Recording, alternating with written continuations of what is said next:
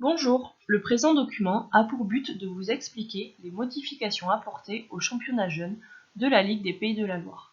Celles-ci seront appliquées dès la saison prochaine. Vous pouvez observer le déroulement type d'une saison en catégorie U15F et U18F. La composition des poules de la première phase est détaillée sur la diapositive suivante. À l'issue de la première phase, en janvier, 5 équipes R1 accèdent au championnat interrégional. Les 7 autres équipes restent en R1, rejointes par 5 équipes issues des poules R2 de la première phase. Les poules R2 sont complétées par 5 équipes proposées par chaque comité départemental.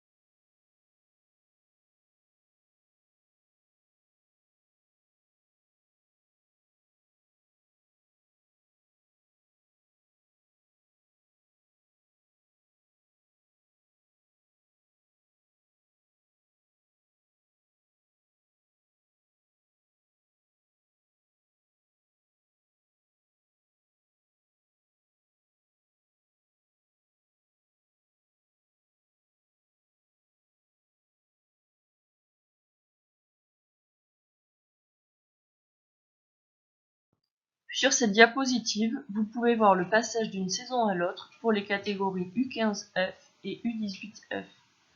Les poules R1 de la nouvelle saison sont constituées des 5 équipes ayant disputé le championnat interrégional, des premiers, deuxièmes et troisièmes des poules R1, ainsi que d'une wildcard. Les poules R2 sont composées par les équipes présentées par les 5 comités départementaux à la suite des dossiers de préinscription déposés auprès d'eux. Les catégories U15M et U17M. La première phase comporte 2 poules R1 et 3 poules R2. La composition des poules de la première phase est détaillée sur la diapositive suivante.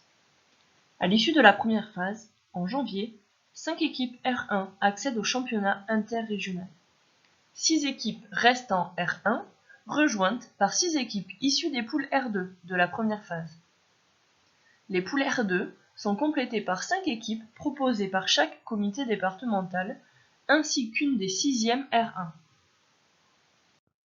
Les poules R1 de la nouvelle saison sont constituées des 5 équipes ayant disputé le championnat interrégional, des premiers, deuxièmes et troisièmes des poules R1, ainsi que d'une wildcard. Les poules R2 sont composées par les 2 équipes classées 4e de R1 de la saison N-1, des équipes présentées par les 5 comités départementaux à la suite des dossiers de préinscription déposés auprès d'eux, ainsi que de 3 wildcards. Le cas de la catégorie U20 est particulier, du fait du nombre d'équipes engagées en première phase, à savoir 18.